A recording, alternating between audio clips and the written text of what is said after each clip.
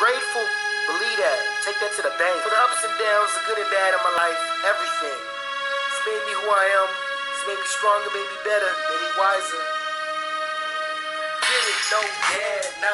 Good evening, everyone, and welcome back once again to Vicious Rants. And of course, I am your host, your YouTube messiah and often imitated, never duplicated superstar, Tim Vicious. And before we get into this week's show, do want to state first and foremost, at the time of this recording, this is the 3-year anniversary episode. So, for 3 years straight, want to say thank you to all of you beautifully crazy bastards out there that watch this show, like it, help tell your friends about it, do anything you can to help spread the word on this. You know, from the bottom of my cold black heart, I ain't lying anytime y'all ever see me go out there and say on my Twitter, Tim Vicious, saying thank you, all you beautiful bastards, I truly do mean that, because if anything, you guys are as much part of this show as anything else. Now, with that said, now that I'm done doing some ass kissing, time to move on with the show. We talking about Raw.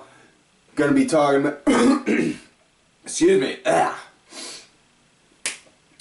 See, I just get done doing a really good heartfelt thank you to all of you, and then look what happens. I fuck it up. I fuck up right afterwards. Talking about what Raw, it was in Chicago, and fuck me pink, dude. Seriously, I said this earlier. You know, WWE needs to keep Chicago off of TV tapings and pay-per-views just for at least a good year. So that way they can wind up weaning off all of them little smarky McSmarkertons out there that are still chanting for CM Punk. Or that are going to go and chant for him the second they see something they don't like. You know? Hey, guys. Here's a news flash for you. You know? Silence says more than any chant ever could. You know? And not gonna get into details, but to those that wound up doing the Husky Harris chants when Bray Wyatt was out there later in the show cutting a promo, seriously, take your Husky Harris chants and go fuck yourselves. Now, moving on with the show, we are talking about Raw. It was in Chicago. It started out with Dean Ambrose in the ring. Yes, that's right. Oh, that's right. Not the Authority, not Seth Rollins, not even John Cena, not even a zombified Ethel Merman coming out singing There's No Business Like Show Business. And okay, I'm starting to confuse fantasy with reality again. Damn it. Anyways, Ambrose comes out, talks about on how him and Randy have a match coming up. Or not even actually so much that. He gets into that later. Says that he's out there, not really one for talk, he's more of a man of action, so he wants some, and then out comes Randy Orton. Randy goes and talks about on how, Dean, I'm from St. Louis, but I love Chicago, and Chicago is feeding into it.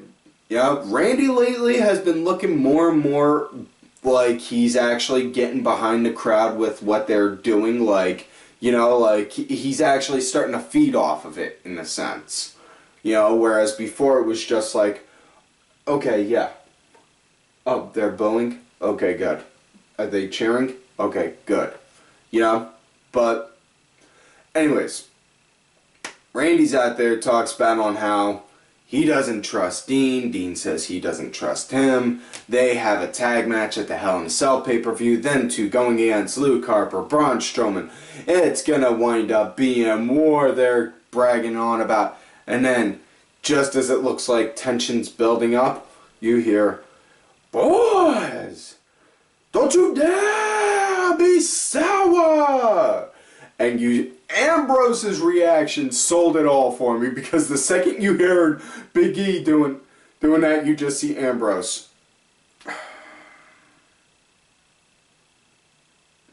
And do an epic face palm.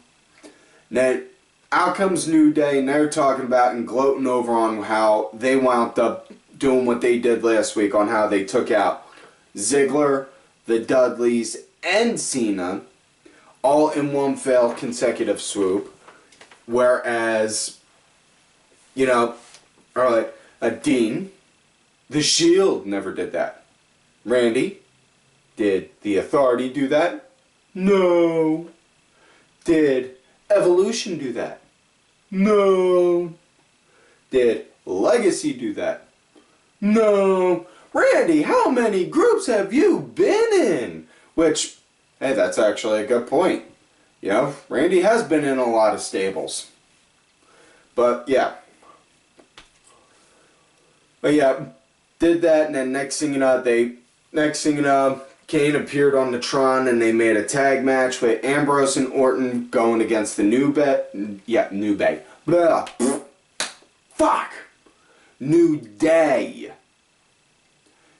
and gotta tell you, Randy and Dean, they showed some pretty decent chemistry with each other, you know, tag teaming. I don't know, maybe because they wound up going at each other for so long or what. You know, they spent a lot of time talking to each other in the back, whatever. But they looked like that they had some half-decent chemistry.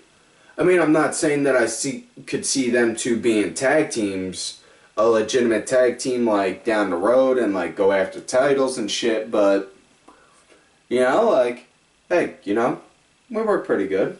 Yeah? Yeah. Alright, that's what I thought. Good job, man. Yeah? Like that. Something like that. Yeah, I was really impressed with that. The match, it was pretty alright. I mean, Ambrose, he was on par. He wound up hitting a chain of moves.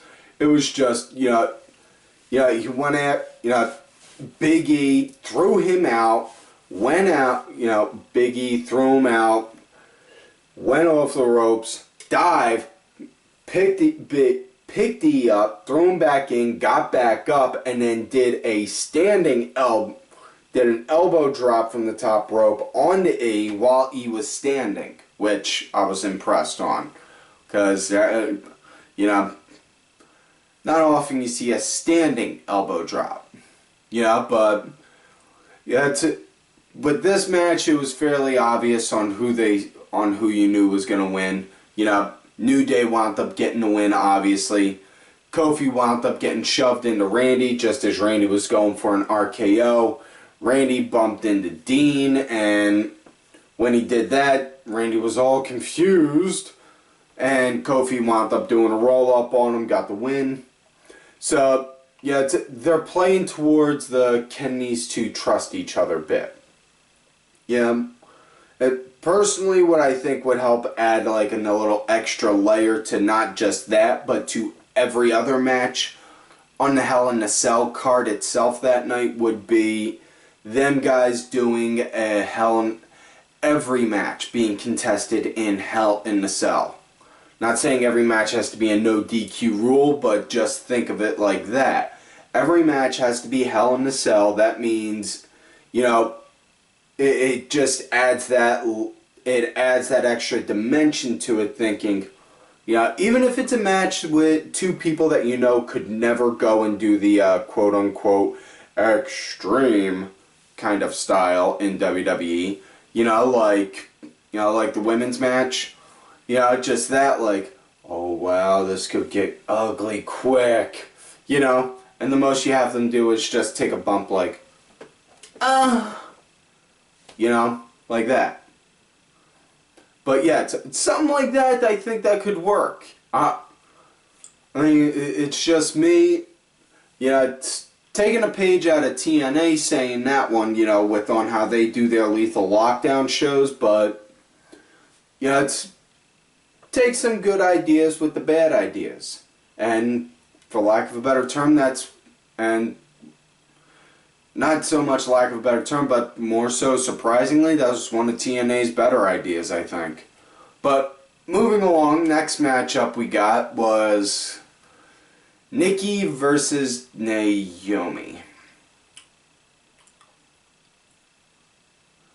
Yeah. Alright, listen.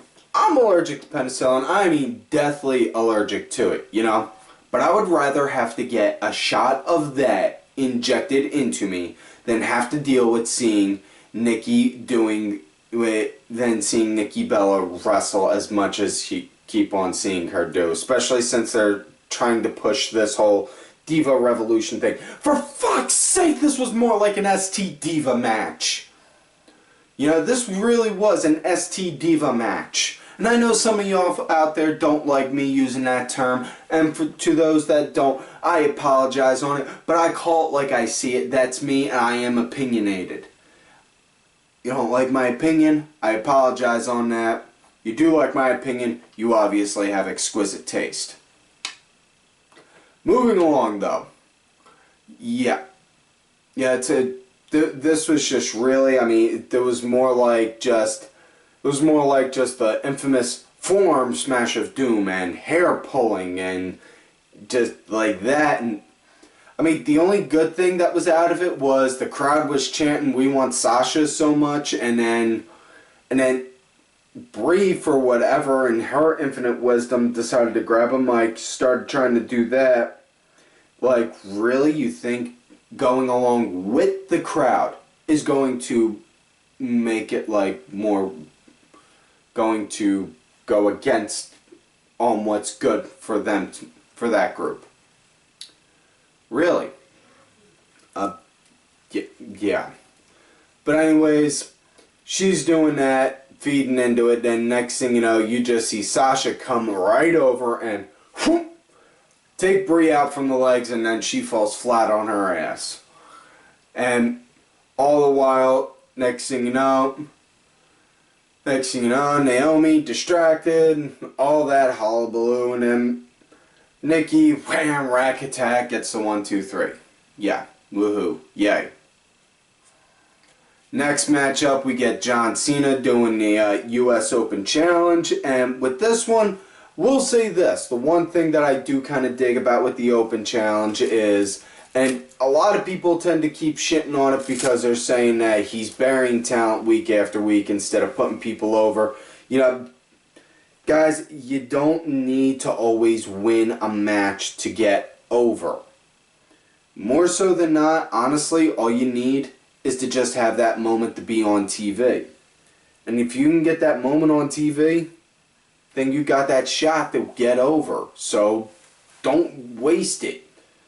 But he wound up doing that, and then out comes Ziggler, and Ziggler, he was surprisingly on point tonight, you know? Like, hey, I was actually pretty entertained by him tonight.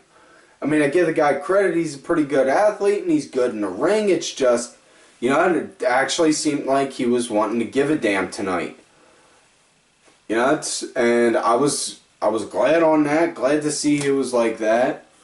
But, you know, this was probably match of the night. By far, one of the funniest parts on it was right as the match was going, you know, right out of nowhere, Cena, he grabs the mic, it's like, "So come on, is this what we're doing? Hey, look out there, you see that crowd? He's guy right there is holding up a sign saying she said yes. We got a wedding proposal right here going on right in the middle of a match. Now, come on." So yeah, congratulations to that couple, and if you do need a minister, if you lovely folks need a minister, please by all means contact me so that way I can get in touch with my executive producer, Mr. Oliver Ben, who is a ordained minister and can do wedding ceremonies. Now, moving on with the match. It was a good, solid match. This was probably, like I said, match of the night. Hands down. Yeah, it's Ziggler. You can always put on a good match. These two have good chemistry. And you know that they're going to wind up, and it looks like what the rumors on the dirt sheet's saying with these two eventually having to have a feud with each other because of the crap that was spewed off of that Total Divas show. You know, looks like it's slowly starting to come to that. can't really argue because honestly, the last time I saw these two go at it, and I mean in a good way, was that ladder match that they had a couple years ago at the TLC pay-per-view for Ziggler's Money in the Bank contract.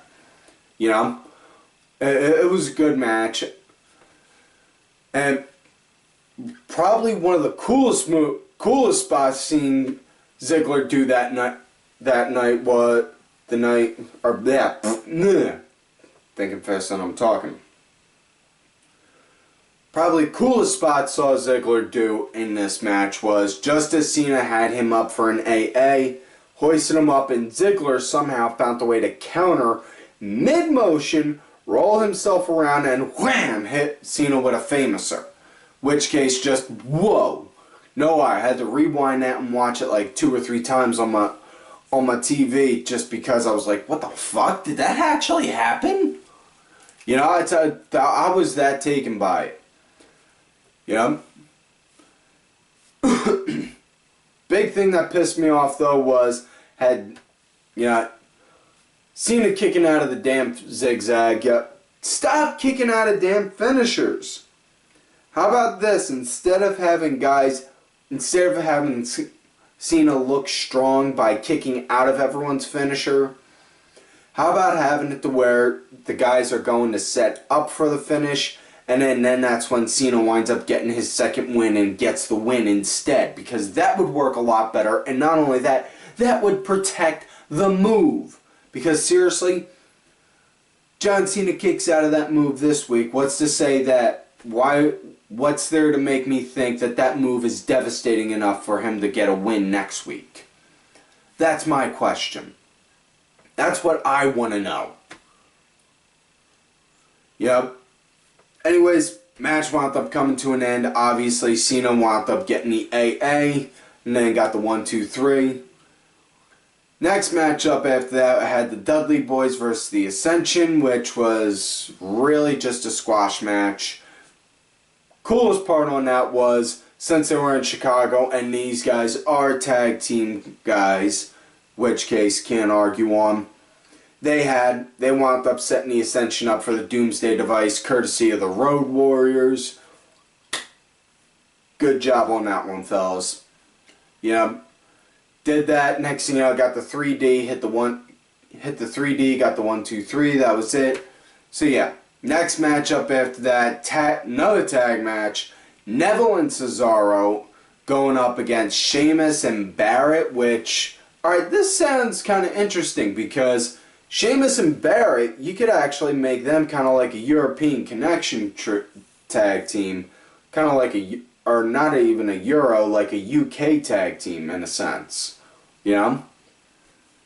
I mean, just a little random idea, not fully detailed yet, but something that's been playing on the mind for a good bit. Yeah. Probably one of the, this was really good. Probably one of the cooler parts on this was Sheamus and Cesaro fighting each other over European uppercuts, like, Cesaro, whoom. Next year, Sheamus, whoom. And Cesaro and Sheamus just throwing them back and forth at each other until eventually Cesaro, he gets the upper hand, hurls Sheamus into a corner, and then just starts going to town on him. Cesaro doing what he does best with that one. Excuse me. And this was really cool. Would really like to see more. Would like to see more would like to see this later on down the road, hopefully a little longer, because this just really felt really kind of short in my book.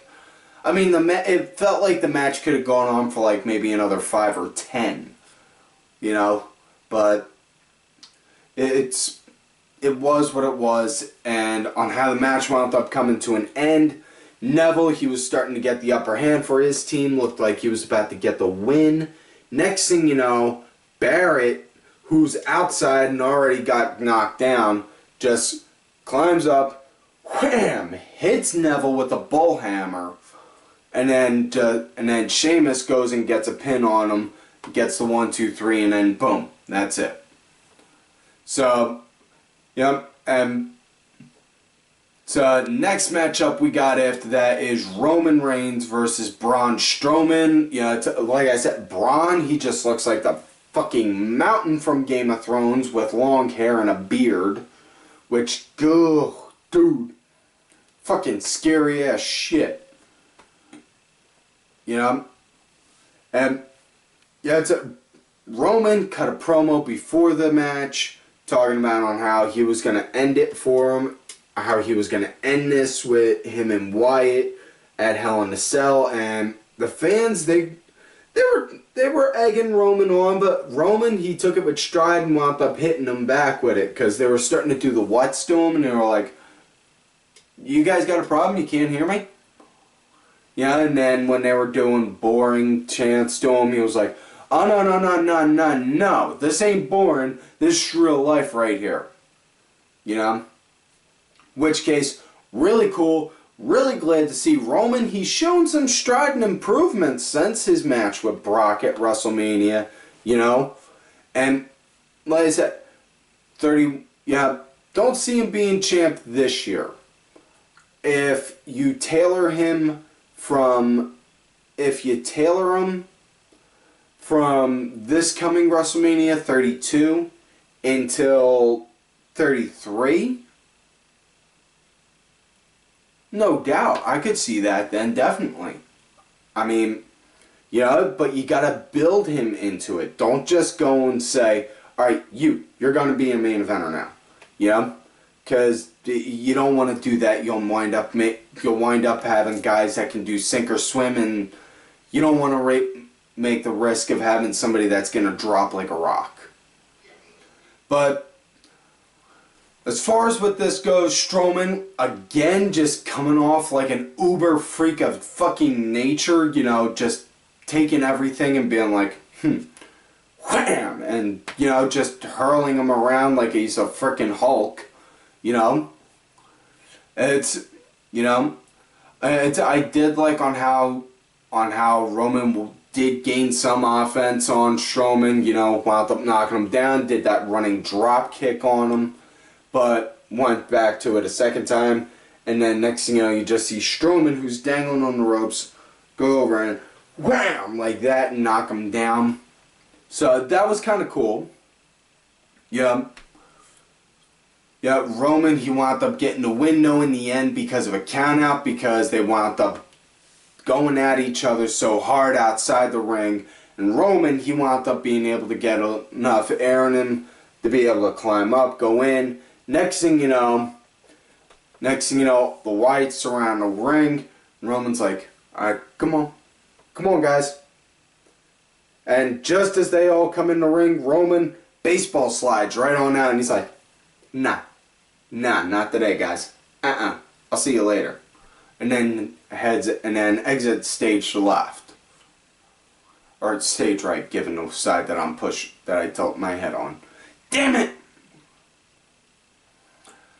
Next matchup we got after that, you know, we had Rusev versus Ryroid, which case, yeah, the only thing that was of interest in this was the fact that they wound up bringing up Lana being engaged to Rusev, which case, yeah, Lana engaged Rusev. Sorry, I pressed myself for a cry.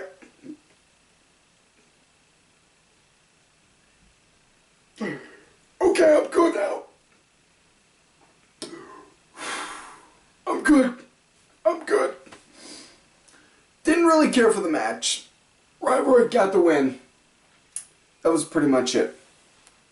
After that, Summer cut a promo saying on how she was mad because wound up finding out that, and Rusev didn't even tell Summer that they were engaged, just wound up finding out from online because of TMZ, and then said Rusev was whipped and is a little bitch, and then left it at that, and then walked out on him. And now next matchup we got was Kevin Owens versus Kalisto, which case this was a lot better of a squash match than the one Owens had with Sin Cara last week. You know, I think more so because Kalisto wound up showing some offense on him. You know, he threw out some shots too on him. And I mean good ones. Not just, you know, the normal punch, punch, kick, kick, dive, dive kind of offense. Yeah, it looked like, you know, like, okay, maybe. It'd be a long shot, but maybe. But, yeah, but Owens, he wound up getting the win. What it was, Kalisto, he was up on the top rope, went to jump off to go and do a hurricanrana, and just as he went down, Owens picked him up. It's like, nope, wham, power bombed him, and then got the pin. You know, so and again, Owens Ryback at Hell in the Cell. My money's going on Owens because I just, yeah, that Kevin Owens fan aside, and Ryroyd, you know, despising Ryroyd aside, also it just looks like that way from a booking standpoint, you know. But next matchup after that, we got another women's match. It was Charlotte and Becky versus Brie and Alicia, and Paige was on commentary. Paige the whole time was just going on like a sniveling little 17-year-old, you know, on Facebook talking about I'm still friends with them. They just need to learn. That's not on how people should behave. I helped make them. Seriously? That is a far cry from your anti-diva bit back in NXT. Damn disappointment, honey. But this match was also pretty much an ST Diva match as well. And basically to sum this up, you know, Nikki was ringside, hit the infamous forearm of Doom on one of them. I don't even remember if it was Paige. It was Charlotte, that's right.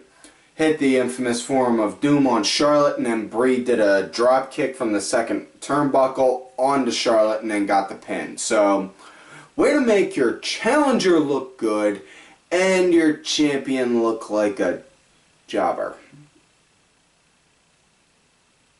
Yeah. Not a good idea, guys.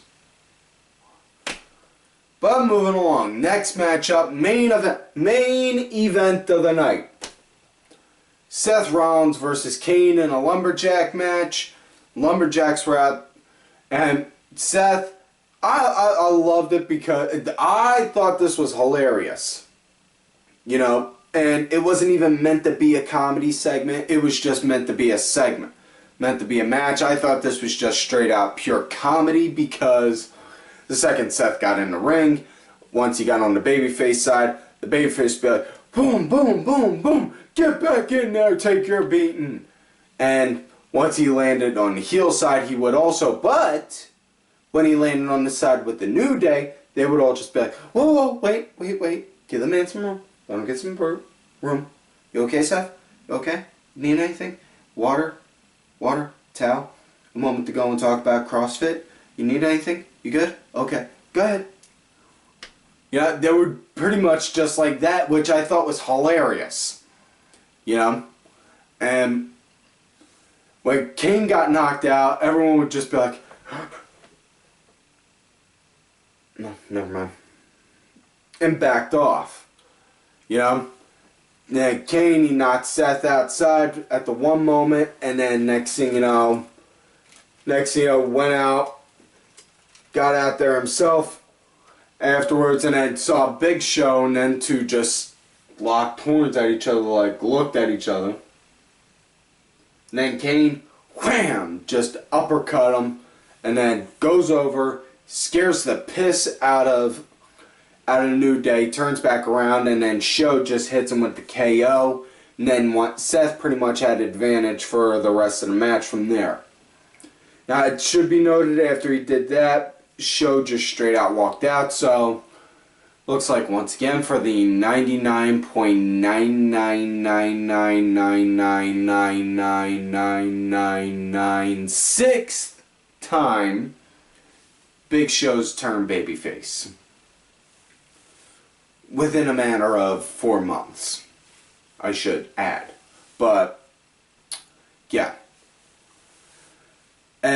But yeah, after that, Seth had advantage for a good bit, and then the Lumberjacks, they all started just piling inside the ring after, at some point, over Hullabaloo, started swinging at each other, and everyone was fighting everyone for a minute until all the Lumberjacks got outside, and then it was Seth and Kane. Seth went to go set up for the pedigree.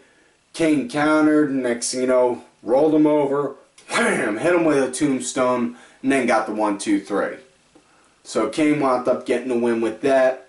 And like I said, personally, I could see Kane walking out of Hell in a Cell with the title, but I doubt they're going to give that to him. But that's it for this week's show, folks. So, do not forget to like the video, subscribe to the channel, go back, watch some of the other episodes. Again, thank you. 3 years of sitting here in the Vicious Studios, getting to hear. Thank you to everyone who sat here listening to the rants and ramblings of a madman with a video camera. You know, don't forget to look for me on Twitter at TimVicious. Make sure you also look for my backup account, Tim_Vicious. Make sure you also check out my executive producer, Mr. Ali Ben's music, which is on iTunes, Spotify, Xbox. He did provide the music for this week's show. Also, do not forget to check out all of these cool-ass cats right here on Twitter. Vicky Earls, I am Danny Sunday. Don't forget to check out Danny on the See It or Skip It show. Axel Mulligan, Sunday Segway. Also, don't forget to check out Axel's news project, The History of Pro Wrestling. Simply Sabrina, Crinky Grandpa, Legion Lady Aaron, Oliver Ben, Just a Stupid Mark. Also, don't forget to check out Ollie Ben's and Mask Mark's TNA Turnaround, that's a throwback. I should say the War Paint and Mask show, as well as my client, who, as I have said before, is the true Raw General Manager, Bronx Bitch Forever.